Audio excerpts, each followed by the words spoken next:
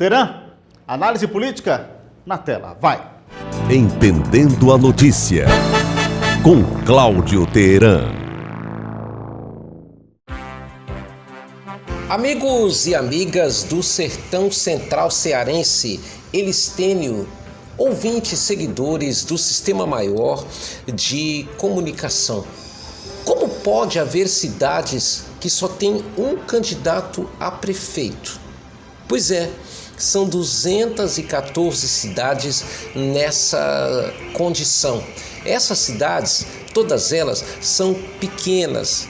A maior de todas tem 58 mil habitantes, mas no geral, somando todo o eleitorado dessas cidades, dá 3,8% do eleitorado brasileiro. É pouco realmente. Somando todas as localidades desses 214 municípios, nós temos um total de 5.569 localidades. No Ceará, tem 2 municípios dos 184 onde a população já sabe quem vai ser o próximo prefeito, porque tem candidatos únicos. Mucambo é uma delas. A cidade de Mucambo, ela fica na região norte do estado do Ceará. Tem 13.666 habitantes. O atual prefeito, Francisco das Chagas Parente Aguiar, não pode disputar a reeleição porque já foi reeleito em 2020. O grupo dele, está apoiando atualmente lá em Mucambo, Elenilson José da Conceição, que ele é do Partido Socialista Brasileiro, o PSB. O que aconteceu em Mucambo? As lideranças políticas do que seriam os dois lados, oposição e situação, estão juntas na administração mucambense. Então, acharam por bem não ter um candidato. Para quê? Se está todo mundo comendo no mesmo coxo, se alimentando do mesmo pirão.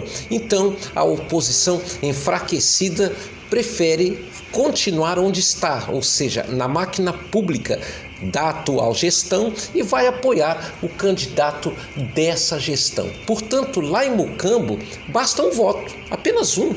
E Elenilson José da Conceição estará eleito e a população já sabe que ele será o próximo prefeito. Em São João do Jaguaribe, cidade que fica no Vale Jaguaribano, a situação é muito parecida, com uma diferença.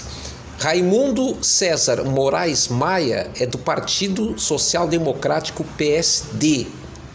Ele foi eleito prefeito em 2020 e o sistema político que ele implantou em São João do Jaguaribe atraiu aqueles que apoiaram a ele em 2020 e também os opositores que se juntaram a ele na prefeitura e estão oponentes e situacionistas comendo do mesmo coxo municipal. O resultado é que disputa para quê? E assim, Mucambo e São João do Jaguaribe terão candidatos únicos, com a eleição já assegurada. Vai ter campanha? Está tendo. Tem carreata, tem caminhada, porque os municípios também não vivem sem a campanha eleitoral, que em Mucambo, assim como São João do Jaguaribe, campanha eleitoral é como se fosse uma espécie de festa em que as pessoas vestem as cores dos candidatos, vão às ruas em carreatas, em passeatas, em caminhadas, tem aquelas motocarreatas, né? E todos aqueles eventos de campanha que as pessoas conhecem. Só tem uma diferença, não tem disputa, porque num palanque cabem todos e estão todos.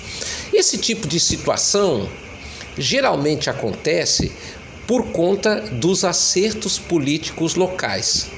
É muito difícil que haja isso, por exemplo, num estado da federação, porque a capilaridade no estado é maior. O interesse por chegar ao trono estadual é maior, mas em nível municipal, em pequenas cidades, não é incomum e não é a primeira vez que acontece isso. Na cidade, por exemplo, de Jaguaretama, na eleição de 2020, o prefeito Glairton Cunha foi eleito, aliás, foi reeleito, porque foi o único inscrito. Só ele era candidato. E aí é claro que ele não ia perder para ele mesmo, não é mesmo? Mas Onde é que está o problema em tudo isso? O problema em tudo isso está no básico, na nossa deficiente formação política.